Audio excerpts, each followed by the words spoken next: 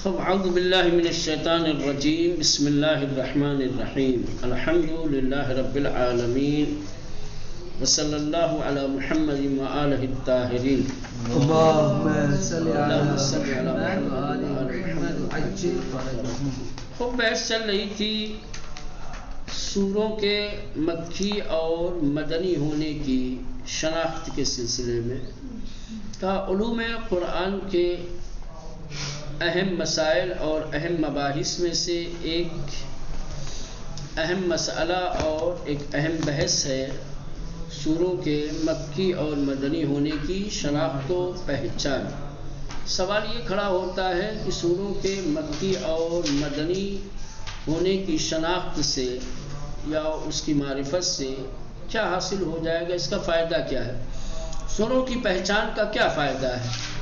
اگر ہم نے یہ پہچان لیا کہ یہ سورہ مکی ہے، یہ مدنی ہے، تو کیا فائدہ ہو؟ یا نہیں پہچانا تو کیا نقصان ہوگا؟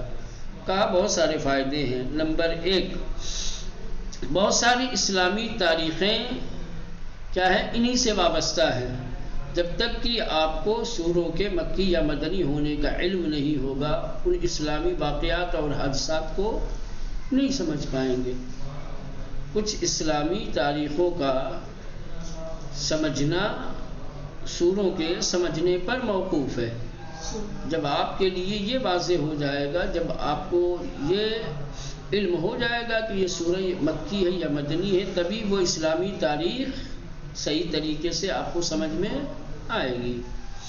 تو کچھ تاریخی مسائل موقوف ہے، کچھ تاریخی چیزوں کا سمجھنا انہیں سوروں کے سمجھنے پر موقوف ہے۔ ایک یہ تو ایک فائدہ تو یہ ہوگا کہ جب آپ سوروں کے مکی یا مدنی ہونے کو پہچان لیں گے تو کچھ تاریخیں آپ کے لیے سہل ہو جائیں گی، آسان ہو جائے گی، تاریخ اسلام کو بھی آپ پہچان سکتے۔ ایک دوسرے فقہی مسائل میں خصوصاً استنباط حکم شرعی میں سوروں کے مکی اور مدنی ہونے کی بہت بڑی دخالت ہے۔ فروع دین میں، فرعی احکام میں، استنباط حکم شرعی میں سوروں کے مکی یا مدنی ہونے کا جاننا بے حد اثر رکھتا ہے، اس کا خاص ایک نقش رول ادا کرتا ہے۔ اگر آپ سوروں کے بارے میں علم رکھتے ہیں کہ مکی یا مدنی، تو ہو سکتا ہے کہ آپ اس سے ایک فقہی حکم صادر کر لیں، ایک حکم شرعی کا استنباط اس سے کر سکتے ہیں۔ معرفت نہیں ہوگی تو ہو سکتا ہے کہ فقہی حکم کے استنباط سے آپ محروم رہ جائیں۔ آسان لفظوں میں یوں کہا جائے کہ احکام شرعی کے استنباط، بعض حکم شرعی کا استنباط سوروں کے مکی یا مدنی ہونے پر منحصر ہے۔ جب تک کہ آپ کو سوروں کی معرفت نہیں ہوگی، آپ فقہی حکم استنباط نہیں کر سکتے۔ آپ اگر مجتہد ہیں، اجتہاد کرنا چاہتے ہیں، کوئی حکم شرعی بیان کرنا چاہتے ہیں، دینا چاہتے ہیں، تو بہت سارے مقامات ایسے ہیں، بہت ساری جگہیں ایسی ہیں استنباط حکم شرعی کی کہ جہاں حکم شرعی کے استنباط کے لیے سورہ کے مکی یا مدنی ہونے کا جاننا ضروری ہے آپ کے لیے۔ جب تک کہ آپ کے لیے سورہ کا مکی یا مدنی ہونا معلوم نہیں ہوگا، آپ حکم شرعی کا استنباط نہیں کر سکتے۔ یہ کوئی چھوٹی چیز ہے، بڑی چیز ہے۔ تو سوروں کے مکی یا مدنی ہونے کی پہچان کا ایک فائدہ یہ ہے کہ آپ حکم شرعی کا استنباط کر سکتے ہیں۔ یہاں تک پہنچے تھے فہم محتوائے آیت در استدلال ہے فقہی۔ فقہی استدلال میں آیت کے محتوا اور اس کے معنی اور مفاہیم کا سمجھنا، و استنباط احکام اور احکام کے استنباط و استخراج میں یا فتویٰ دینے میں نقش اساسی دارت، اس کا ایک خاص رول ہے۔ کس کا؟ سوروں کے مکی اور مدنی ہونے کے علم کا۔ اگر آپ سوروں کے مکی اور مدنی ہونے کا علم رکھتے ہیں تو اس سے فقہی استدلال میں آیت سے مدد لے سکتے ہیں، حکم شرعی کا استنباط کر سکتے ہیں۔ چه بسا آیی بظاہر مشتمل بر حکم شرعی ولی چون در مکه نازل شده به هنگام نزول هنوز آن حکم تشریع نشده بود، باید یا راه تعویل را پیش گرفت یا به گونه دیگر تفسیر کرد۔ اب آپ کو سمجھا رہے ہیں کہ کیسے سوروں کی شناخت حکم شرعی میں دخالت رکھتی ہے، یعنی کہ چہ بسا ممکن ہے کہ ایک آیت میں ایک حکم شرعی بیان کیا گیا ہو، کوئی فقہی مسئلہ، کوئی حکم شرعی، حکم فرعی، دین کا کوئی فرعی مسئلہ کسی آیت کے اندر ذکر ہوا، لیکن وہ آیت مکی ہو۔ وہ آیت کیا مولانا؟ مکی ہو۔ تو مکی آیت سے حکم شرعی کا استنباط نہیں کر سکتے آپ۔ کیوں؟ اس کی وجہ کیا؟ اس کی وجہ یہ ہے کہ مکے میں اصلاً شریعت کی تشریح نہیں ہوئی ہے، احکام نافذ نہیں ہوئے، احکام سارے مدینے میں نافذ ہوئے ہیں۔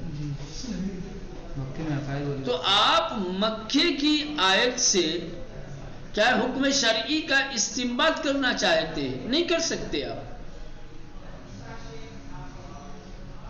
تو پھر کیا کریں گے آپ؟ کہنے پھر اس آیت کی آپ کو تعویل کرنی پڑے گی، یا ایک دوسری طریقے سے آپ کو اس کی تفصیل اور تفسیر بیان کرنی پڑے گی، تاکہ آیت کا معنی بھی صحیح ہو سکے اور حکم شرعی اس سے استنباط نہ ہو۔ سمجھ رہے ہیں؟ ایک بار پھر دہراتا ہوں، دیکھ مثال کیا دے رہے ہیں، کہہ رہے ہیں کہ ہو سکتا ہے کہ ایک آیت میں حکم شرعی ذکر ہوا ہو۔ اب ظاہر سی بات ہے، جب آیت میں حکم شرعی ذکر ہو گیا ہے تو آپ تو آیت کو دیکھ کر کے فوراً اس آیت سے حکم شرعی لینے لگو گے، بیان کرنے لگو گے، بھائی اللہ نے قرآن میں کہا ہے۔ لیکن علماء نے، مفسرین نے استنباط حکم شرعی کا ایک قاعدہ بیان کیا ہے۔ وہ قاعدہ کیا ہے؟ قاعدہ یہ ہے کہ جو حکم شرعی مکی آیتوں میں بیان ہوئی ہیں ان سے حکم شرعی کو استنباط نہیں کیا جا سکتا، بلکہ مدینے میں جو احکام شرعی بیان ہوئے ہیں اب ان سے لے سکتے ہیں احکام شرعی، چونکہ مکے میں تشریح نہیں ہوئی ہے۔ تشریح یعنی حکم شرعی نافذ نہیں ہوا ہے، حکومت اسلامی کی بنیاد نہیں پڑی ہے۔ بات سمجھ رہے ہیں؟ ہاں۔ تو اب یہ کیسے استنباط آپ کریں گے یا نہیں کریں گے؟ کیسے آپ کو پتہ چل؟ جب معرفت ہوگی کہ یہ مکی ہے یا مدنی ہے تبھی تو۔ مکی اگر ہوگی تو آپ اس سے حکم شرعی کا استنباط نہیں کر سکتے، مدنی ہوگی تو بسم اللہ کیجیے آپ۔ تو پھر سوال یہ کھڑا ہوگا، اگر مکی آیت کے اندر کوئی حکم شرعی بیان ہوا ہے تو ہم کیا کریں گے اس کو؟ بھائی کہ آپ اس کی تعبیر کیجیے، اس کو دوسرے معنی میں لیجیے، یا پھر اس کی الگ سے کوئی دوسری تفسیر کیجیے۔ سمجھ رہے ہیں؟ ابھی دیکھ عبارت دیکھیں گے تو سمجھ میں آئے گی۔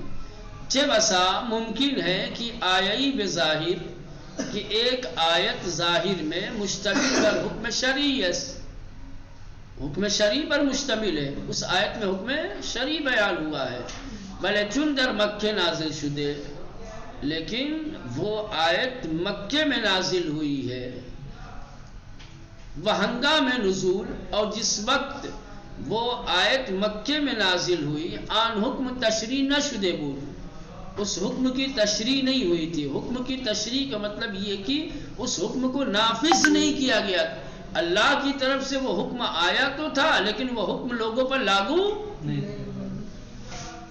ٹھیک؟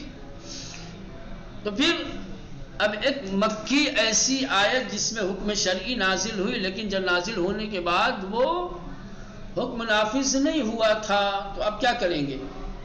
کریں کہ باید یا راہ تعویل را پیش گرفت، اس آیت کے سلسلے میں یا تو ہمیں تعویل کا راستہ اختیار کرنا پڑے گا، تعویل کرنی پڑے گی اس آیت کی، یا بگونے دیگر تفسیر کر یا ایک دوسرے انداز میں اس کی تفسیر کرنی پڑے گی.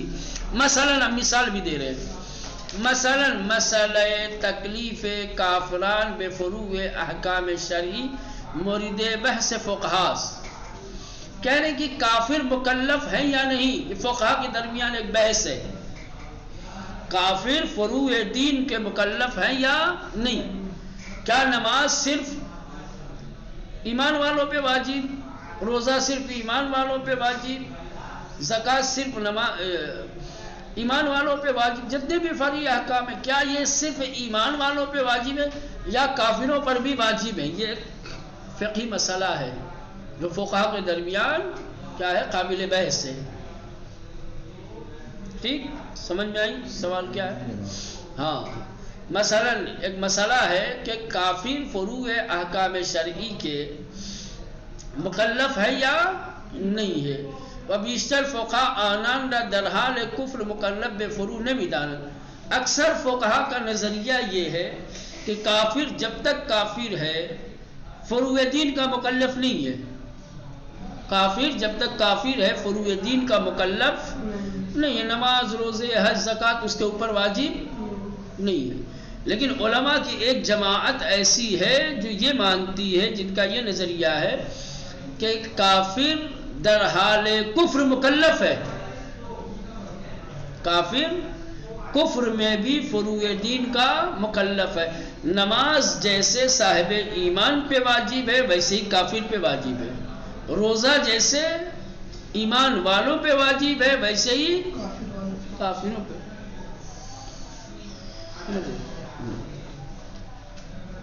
تو اکثر فقہا کافروں کو کفر کی حالت میں فروع دین کا مکلف نہیں جانتے.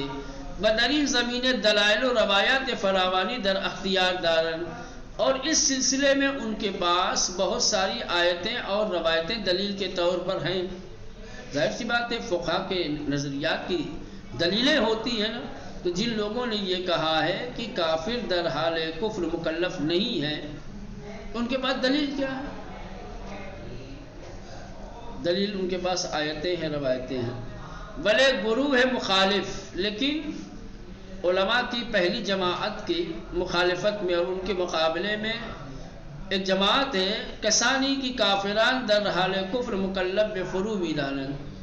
وہ لوگ کہ جو کافروں کو حال کفر میں، حالت کفر میں بھی فروع کا مکلف جانتے ہیں. تو ظاہر سی بات ہے جو جانتے ہیں کہ مکلف کافر کو جو مکلف جانتے ہیں ان کے پاس مکلف جاننے کی دلیل ہونی چاہیے. جو کافروں کو مکلف نہیں جانتے ان کے پاس نہ جاننے کی دلیل. اب یہ جو دوسرا گروہ ہے جو لوگ مکلف جانتے ہیں کہتے ہیں کہ کافر در حال کفر صاحب ایمان کی طرح مکلف ہے، کوئی فرق نہیں ہے تکلیف میں. تکلیف کے لیے کفر و ایمان کیا ہے، معیار نہیں ہے. عاقل بالغ معیار ہے. تو جو بھی عاقل بالغ ہو بات ختم، چاہے مومن ہو چاہے غیر مومن ہو بس. تو دلیل کیا ہے ان کے پاس؟ کہہ رہے ہیں کہ سورہ فصلت کی آیت نمبر 7 ہے. سورہ فصلت کی آیت نمبر 7 کو انہوں نے دلیل بنایا ہے. وہاں سے یہ حکم لیا ہے کہ کافر کیا ہے، حالت کفر میں بھی مکلف ہے. ٹھیک. جبکہ سورہ فصلت میں جو حکم شرعی بیان ہوا ہے وہ مکی ہے. کیا ہے مولانا؟ مکی ہے. اگر یہ آیت مدنی ہوتی تو دوسری جماعت کی رائے صحیح تھی، لیکن آیت مدنی ہے، انہوں نے توجہ نہیں دی. آیت مکی ہے اور مکی آیت سے مولانا حکم شرعی کا استنباط نہیں ہوتا. یا یوں کہا جائے چونکہ مکے میں جب آیت نازل ہوئی تو تشریح نہیں ہوا تو وہ حکم نافذ نہیں ہوا تھا. ٹھیک.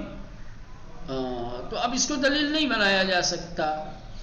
غافل از ان کے اس بات سے بخبر ہیں کہ سورہ فصلت مکی، کہ سورہ فصلت جو ہے وہ مکی ہے، وہ فریض زکوٰۃ در مدینے تشریع شدہ است، اور زکوٰۃ کا فریضہ مدینے میں تشریع ہوا ہے، یعنی ہنگام نزول آیات شدہ، یعنی جس وقت یہ آیت نازل ہوئی ہے سورہ فصلت کی آیت نمبر 7، زکوٰۃ حتیٰ بر مسلمانان ہم واجب نہ بودے است، اس وقت زکوٰۃ مسلمانوں پر بھی واجب نہیں تھی، چے رسد بے کافران۔ جب سورہ فصلت کی آیت نمبر 7 نازل ہوئی ہے جس میں وجوب زکوٰۃ کا تذکرہ ہے، تو اس وقت زکوٰۃ کا حکم تشریع نہیں ہوا تھا، یعنی نافذ نہیں ہوا تھا۔ تو آیت کے نزول کے وقت مسلمانوں پر زکوٰۃ واجب نہیں تھی، تو کافروں پر کہاں سے ہو جائے گا؟ اور آپ کہہ رہے ہو، اسی آیت کو آپ دلیل بنا رہے ہو، اور اسی آیت کو دلیل بنا کر کے کہہ رہے ہو کہ کافر بھی اسی طرح سے مکلف ہیں جیسے صاحب ایمان۔ یہ آپ کی بات اس وقت صحیح ہوتی جب یہ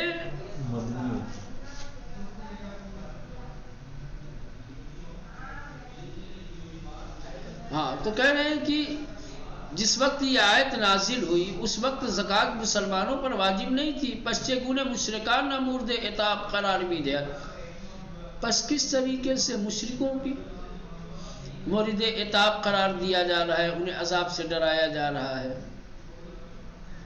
ٹھیک، تو کیا کیا جائے پھر؟ آیت کو ایسی چھوڑ دیا جائے؟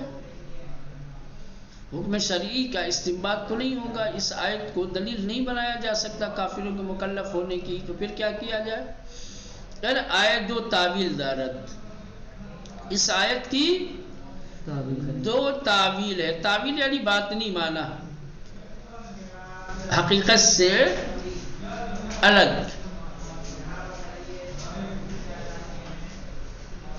اول پہلا معنی، مقصود الزکوٰۃ در اینجا تنہا پرداخت صدقات بودے است، یہاں پر زکوٰۃ سے مراد صدقات ہے۔ زکوٰۃ ایک واجبی فریضہ ہے اور صدقات مستحب فریضہ ہے، اور زکوٰۃ اتفاق سے دونوں کے لیے استعمال ہوتا ہے، فریضہ واجب کے لیے بھی اور مستحب کے لیے بھی۔ تو آیت میں جو حکم زکوٰۃ ہے، زکوٰۃ سے مراد یہاں پر کیا ہے مولانا؟ صدقات ہے، کہ مشرکان از آن محرومن، کہ مشرک زکوٰۃ کی ادائیگی سے تو محروم ہیں ہی، صدقات کی ادائیگی سے بھی۔ خوب، صدقات سے کیوں محروم ہے؟ زیرا شرط صحت صدقے قصد قربت است، کیونکہ صدقے کی صحیح ہونے کی شرط کیا ہے؟ قصد قربت ہے، اور چونکہ یہ کافر ہے قصد قربت کر نہیں سکتے، لہذا صدقہ دے نہیں سکتے۔ صدقہ جب نہیں دیں گے صدقے سے دور ہوں گے، اور کہ کافران از انجام آن عاجزن، کہ کافر صدقہ انجام دینے سے، صدقہ ادا کرنے سے عاجز ہیں، مورد عتاب تو واقع ہوں گے۔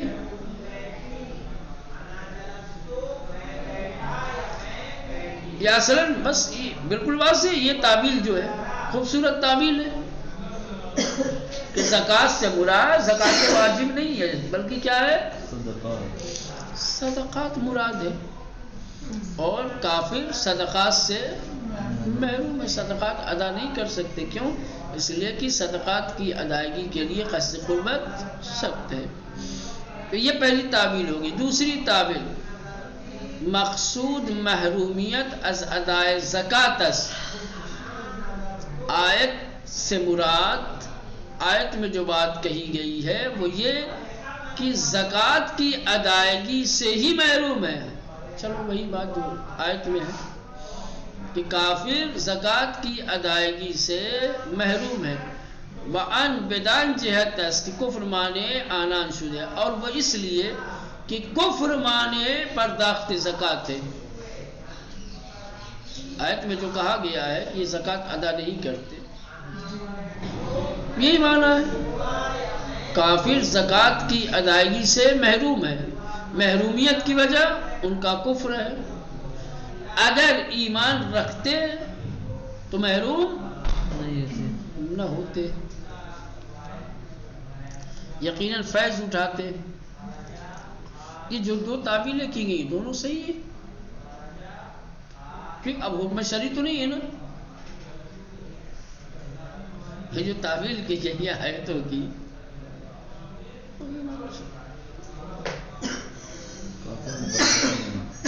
کافی مقلف ہے،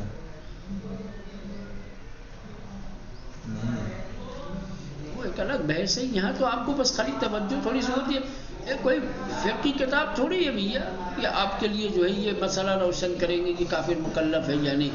یہ تو بنوان نمونہ مثال دے کر کے آپ کو سمجھانا چاہتے ہیں کیا کہ اگر آپ کو سوروں کے مکی اور مدنی ہونے کا علم ہو گیا تو یہ مؤثر ثابت ہوگا، یہ چیز آپ کو نفع پہنچائے گی حکم شرعی کے استنباط میں۔ اس کی ایک مثال یہ ہے، دیکھو کس طریقے سے اب نہیں پہچانو گے تو ہو سکتا ہے کہ استنباط حکم شرعی میں آپ غلطی کر بیٹھے، جیسا کہ ان لوگوں نے کیا، کہا کہ مکلف بھی مومن کی طرح، کافر بھی مومن کی طرح مکلف ہے۔ کا دلیل کیا ہے؟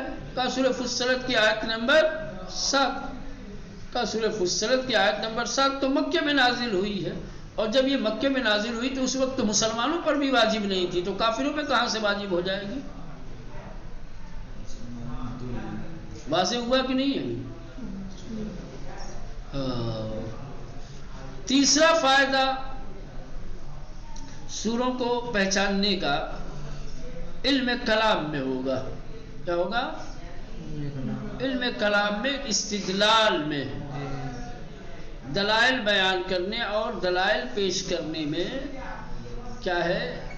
اب علم کلام میں پہنچیں گے تو علم کلام میں بہت سارے موارد، بہت سارے مقامات پر، بہت ساری جگہوں پر کیا ہے، اگر آپ کو شناخت ہے سوروں کے مکی اور مدنی ہونے کی تو آپ علم کلام میں دلیل کے طور پہ پیش کر سکتے ہیں مناسب۔ اگر آپ کو علم نہیں رہے گا تو علم کلام میں آپ دلیل نہیں بیان کر سکتے ان آیتوں کو۔ تو بہت سارے علم کلام کے مسائل ایسے ہیں کہ جہاں کلامی دلیلیں پیش کرنے کے لیے آپ محتاج ہیں کہ آیتوں کے یا سوروں کے مکی یا مدنی ہونے کو پہچانیں۔ جب آپ سوروں کے مکی اور مدنی ہونے کو پہچانیں گے تو علم کلام میں آپ انہی کو دلیل کے طور پہ پیش کر سکتے ہیں، دلیل بن سکتی، دلیل علم کلامی بن سکتی ہے یہ آیتیں۔ چلے باقی کل انشاءاللہ دیکھیں گے۔